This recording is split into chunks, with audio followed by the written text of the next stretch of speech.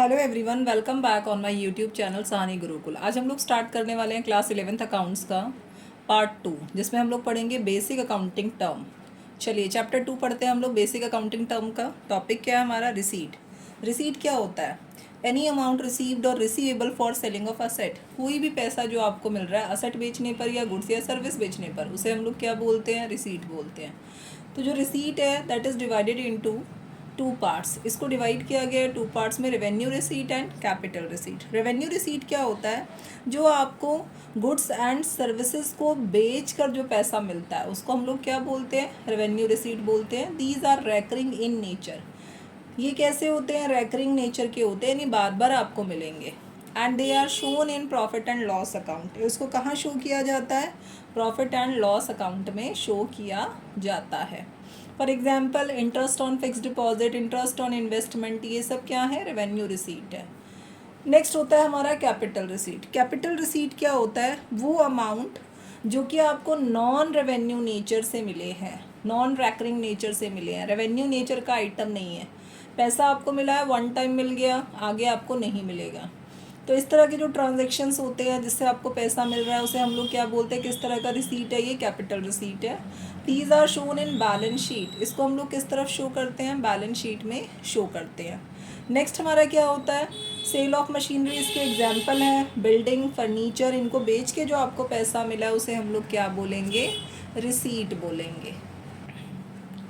Next जो item है हमारा वो क्या है? बेसिक टर्म जो है हमारा वो है एक्सपेंडिचर। एक्सपेंडिचर क्या होता है? जो आपने अमाउंट खर्च किया। क्यों खर्च किया? लायबिलिटी इनकर्ड किया और एक्वायरिंग असेट। ओके, आपने स्पेंड किया वाई? एक्वायरिंग असेट, असेट खरीदने के लिए या गुड्स और सर्विस परचेज करने के लिए। तो इस तरह के जो खर्चे होते हैं इनको हम लोग तीन पार्ट्स में डिवाइड करते हैं। पहला जो हमारा होता है वो होता है कैपिटल एक्सपेंडिचर, दूसरा हमारा होता है रेवेन्यू एक्सपेंडिचर, और जो थर्ड है इसको हम बोलते हैं डेफर्ड रेवेन्यू एक्सपेंडिचर। तो एक्सपेंडिचर में जो कैपिटल एक्सपेंडिचर है ये कैसा खर्चा है? जो कि आपने असेट खरीदने के लिए पैसा लगाया या फिर अपने एग्जिस्टिंग असेट को इम्प्रूव करने के लिए पैसा लगाया। लाइक आपके पास जो भी एग्जिस्टिंग असेट है उसके लिए आपने पैसा लगाया, यानी आप ये वन टाइम लगाएंगे। और लगाएंगे क्यों? अपनी अर्निंग कैपेसिटी को बढ़ाने के लिए, अर्निंग कैपेसिटी को बढ़ाने के लिए। तो इस तरह के जो खर्चे होते हैं वो हमारे टेंजिबल असेट को एक्वायर करने के लिए भी हो सकते हैं और इनटेंजिबल असेट को एक्वायर करने के लिए भी हो सकते हैं, दैट मीन्स परचेज करने के लिए हो सकते हैं। These are shown in the balance sheet in asset side. इसको हम लोग कहाँ पे शो करते हैं? बैलेंस शीट में शो करते हैं। और किस साइड? असेट साइड शो करते हैं। फॉर एग्जाम्पल इसके एग्जाम्पल क्या हो जाएंगे? Purchase of building, purchase of plant machinery, purchase of furniture, motor vehicles, ये सब क्या है? कैपिटल एक्सपेंडिचर है। नेक्स्ट हमारा होता है रेवेन्यू एक्सपेंडिचर। रेवेन्यू एक्सपेंडिचर और expenditure which are recurring in nature. Recurring का मतलब क्या है? आपको बार बार ही पैसा खर्च करना पड़ेगा, लेकिन जब आप इसको कंज्यूम करेंगे तो कब कंज्यूम करेंगे? With in accounting period. Accounting period में ही आप इसे कंज्यूम कर लेंगे। लेकिन जो कैपिटल एक्सपेंडिचर होते हैं, जैसे आपने बिल्डिंग खरीदी तो बिल्डिंग का आप अकाउंटिंग पीरियड में ही कंज्यूम कर लेंगे? नहीं, आप उसे आने वाले टाइम पीरियड में भी कंज्यूम करेंगे। तो रेवेन्यू एक्सपेंडिचर के एग्जाम्पल क्या होते हैं? Like cost of goods sold है, सैलरीज है, रेंट है, इलेक्ट्रिसिटीज़ है, ये सब है। हाँ जी, नेक्स्ट जो हमारी टर्म है एक्सपेंडिचर की वो क्या है? Deferred revenue expenditure. Deferred revenue expenditure क्या होते हैं? वो एक्सपेंडिचर जो कि रेवेन्यू एक्सपेंडिचर है बट आप इसको रिटर्न ऑफ करते हैं in more than one accounting period. यानी आपने खर्च तो इस ईयर में किया लेकिन आप उसे अगले आने वाले ईयर तक आप उसको राइट ऑफ करेंगे, यानी फर्म से धीरे धीरे करके आप अपने एंटरप्राइज से या फर्म से इसको हटाएंगे। तो इसका जो बेनिफिट होता है, इस एक्सपेंडिचर का जो बेनिफिट होता है वो एक फाइनेंशियल ईयर में नहीं मिलता, आने वाले जो भी फाइनेंशियल ईयर होंगे उनमें भी हमें मिलेगा, यानी मोर देन वन फाइनेंशियल ईयर में आपको इसका बेनिफिट मिलेगा। जैसे आप एडवर्टीजमेंट पे लार्ज अमाउंट आप खर्च करते हैं तो क्या उसका बेनिफिट, अगर आपने 23-24 का जो हमारा अकाउंटिंग सेशन चल रहा है उस पर आपने खर्चा किया एडवर्टीजमेंट पे, तो क्या उसका बेनिफिट आपको सिर्फ 23-24 सेशन में मिलेगा अकाउंटिंग पीरियड में? नहीं, आपको आने वाले जो अकाउंटिंग पीरियड है उसमें भी इसका बेनिफिट मिलेगा। नेक्स्ट हमारा क्या होता है? एक्सपेंस है हमारा। नेक्स्ट एक्सपेंस क्या होता है? ये कॉस्ट है जो कि हमने इनकम जनरेट करने के लिए लगाई है। तो एक्सपेंस जो है मॉनेटरी मेजर होता है, जो आप इनपुट पे रिसोर्सेज पे लगाते हैं उनको कंज्यूम करने के लिए आप जो अमाउंट पे करते हैं। जैसे आपने कैश पेमेंट किया किसको? सैलरीज में आपने पेमेंट किया, वेजेस पेमेंट किया, रेंट पेमेंट किया, फ्रेट चार्जेस है, कैरेज चार्जेस है। इसके अलावा जो हमारा राइटिंग ऑफ पार्ट होता है फिक्स असेट का, जैसे डेप्रिशिएशन होता है, बैड डेट्स है, ये सब किस में आ जाएंगे, हमारे एक्सपेंस में आ जाएंगे। कॉस्ट ऑफ गुड्स सोल्ड भी किसका पार्ट है, एक्सपेंस का पार्ट है।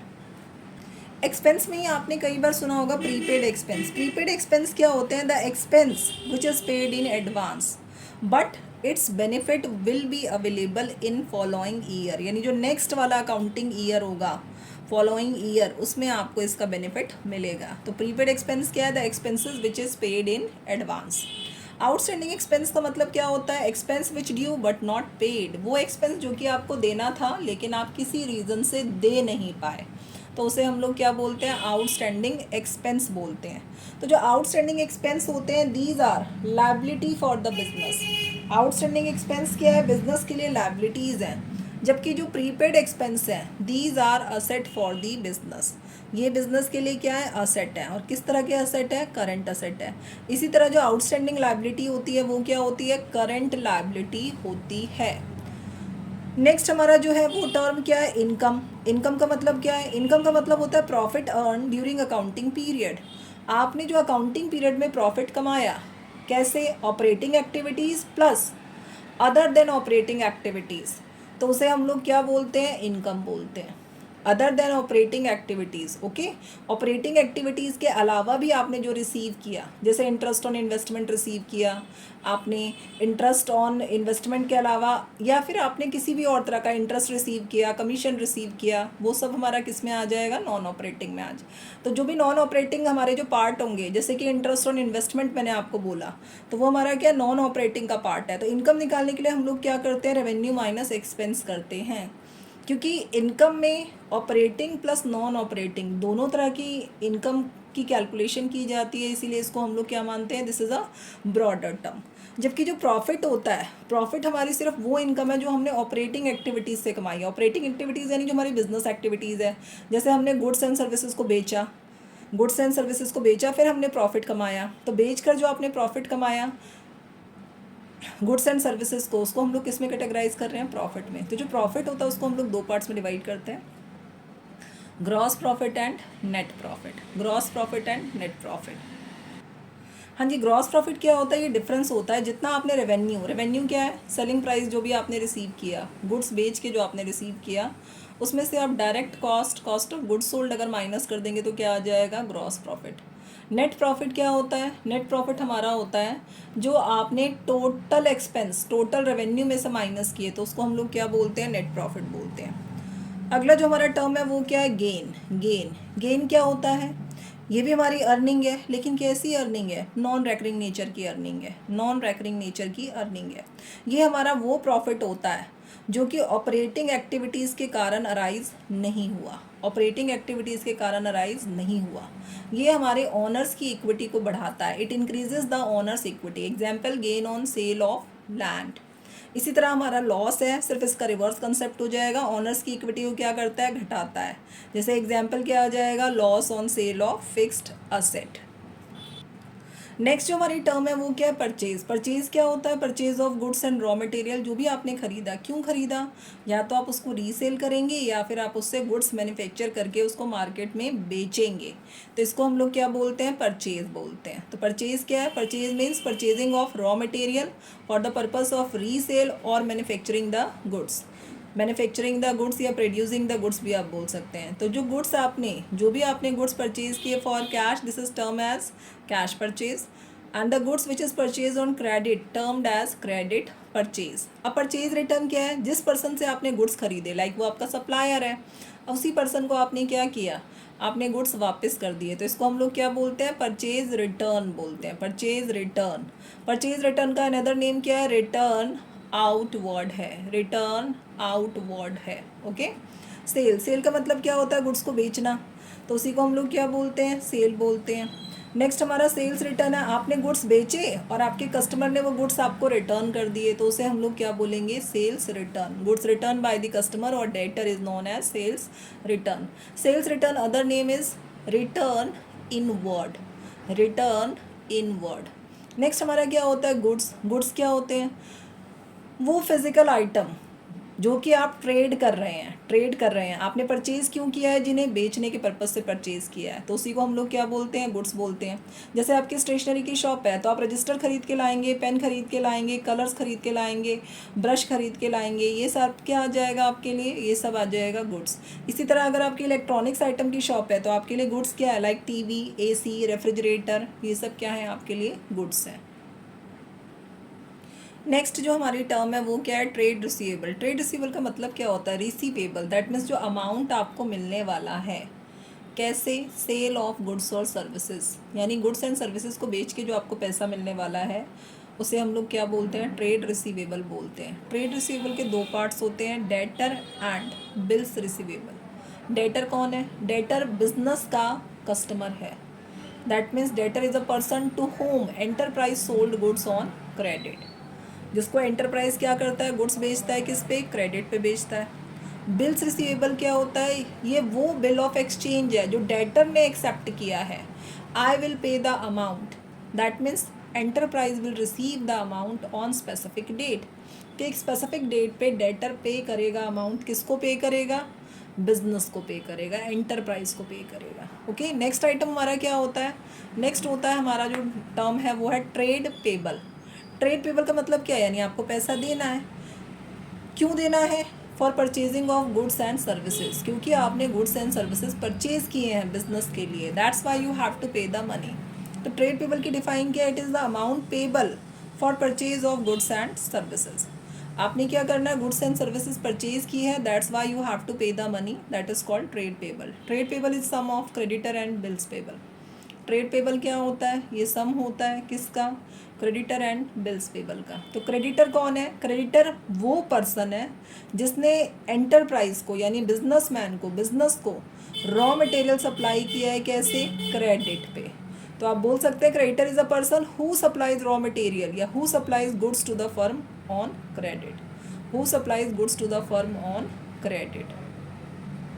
नेक्स्ट हमारा है बिल्स पेबल। बिल्स पेबल क्या है, it is a bill of exchange. ये एक बिल ऑफ एक्सचेंज है जो किसने एक्सेप्ट किया है, एंटरप्राइज ने एक्सेप्ट किया है, that enterprise will make the payment to the supplier on specified date, कि जो एंटरप्राइजर होगा, जो एंटरप्राइज है यानी जो बिजनेस है, वो क्या करेगा, सप्लायर को पैसे देगा, पेमेंट करेगा, कब करेगा, ऑन स्पेसिफाइड डेट, जो उसने डेट बता रखी है।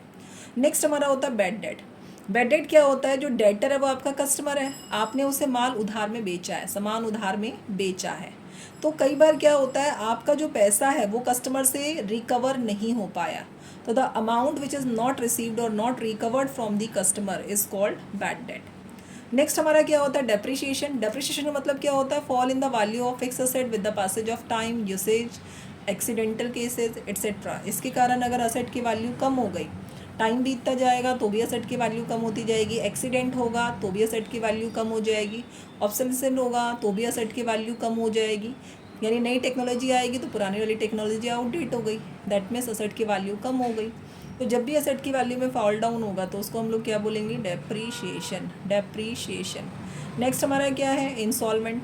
इंसॉल्वेंट का मतलब क्या है, इंसॉल्वेंट का मतलब है अ पर्सन और enterprise which is not in position to pay its debt. जब कोई पर्सन या एंटरप्राइज इस पोजीशन में नहीं होता कि अपने डेट्स की पेमेंट कर सके, अपनी देनदारियों को चुका सके, तो हम लोग उसे क्या बोलते हैं, हम उसे बोलते हैं इंसॉल्वेंट, इंसॉल्वेंट। नेक्स्ट हमारा क्या होता है, प्रोप्राइटर। प्रोप्राइटर कौन होता है, proprietor is a person, proprietor is a person who invest money in the business and bearing of risk, and bearing of risk, जो पैसा लगाएगा बिजनेस में और रिस्क बियर करेगा, उसे हम लोग क्या बोलते हैं, प्रोप्राइटर बोलते हैं, प्रोप्राइटर। नेक्स्ट हमारा क्या है, एक आइटम और है, जैसे लाइक स्टॉक। स्टॉक क्या होता है, स्टॉक इज़ अ, आप स्टॉक को बोल सकते हैं ये क्या है, टेंजिबल असेट है, टेंजिबल असेट है। अब स्टॉक आपका किस किस फॉर्म में हो सकता है, रॉ मटेरियल में भी हो सकता है, वर्क इन प्रोग्रेस में हो सकता है, फिनिश गुड्स में हो सकता है। तो रॉ मटेरियल का स्टॉक क्या है, जो आपने ख़रीदा है for the purpose of resale, या फिर आपने उससे कोई तैयार माल बनाना है, फिनिश प्रोडक्ट बनाना है, तो उसको हम लोग क्या बोलते हैं, स्टॉक ऑफ रॉ मटेरियल बोलते हैं। नेक्स्ट हमारा क्या होता है, WIP यानी वर्क इन प्रोग्रेस होता है। वर्क इन प्रोग्रेस का मतलब क्या होता है, the raw material is in that condition where the goods is not completed, उस कंडीशन में जहाँ पे गुड्स कंप्लीट नहीं हुए हैं but it is semi finished, लेकिन जो आपका काम है वो सेमी फिनिश्ड हो चुका है, आपने उस पर एक्सपेंस लगाना शुरू कर दिया है, तो ये हमारा एक्सपेंस लगा दिया है, तो ये हमारा क्या है, कुछ खर्चे लगाए हैं, लाइक एक्सपेंस लगाए हैं, तो इसको हम लोग क्या बोलते हैं, इसको हम लोग बोलते हैं वर्क इन प्रोग्रेस। नेक्स्ट हमारा क्या होता है, स्टॉक ऑफ फाइनल गुड्स होता है। Stock of final goods that means the goods is manufacture and ready to sell, जो गुड्स आपका मैन्युफैक्चर्ड है और रेडी है सेल करने के लिए, बेचने के लिए, तो उसको हम लोग क्या बोलते हैं, स्टॉक ऑफ फाइनल गुड्स बोलते हैं। इसी तरह हमारा एक आ जाता है opening stock and closing stock. Opening stock हमारा होता है stock as on the opening date of financial year, that means stock जो आपका एज ऑन है 1 अप्रैल 2023 या 1 April 2022, that is the opening stock. Closing stock the stock as on closing date of accounting period, जो closing date है accounting period का, उस पर जो आपके पास स्टॉक इन हैंड बच गया है उसे हम लोग क्या बोलते हैं, क्लोजिंग स्टॉक बोलते हैं, क्लोजिंग स्टॉक बोलते हैं। ओके ठीक है, जो क्लोजिंग स्टॉक होता है वो हमारा market value and net realisable value दोनों में से भी किसी एक वैल्यू पे गिवन हो सकता है, तो हमें लेना हमेशा वही होता है विच एवर इज़ लोअर, जो कम होता है। तो क्लोजिंग स्टॉक हमेशा कब होगा, हमारा 31 मार्च को होगा। इसी के साथ ही चैप्टर मैं कंप्लीट कर रही हूँ बेसिक टर्म्स ऑफ अकाउंटिंग। मिलते हैं नेक्स्ट वीडियो में जहाँ पर हम लोग पढ़ेंगे अकाउंटिंग इक्वेशन, जो कि आपकी बुक का चैप्टर 5 है, न्यूमेरिकल वाला चैप्टर है।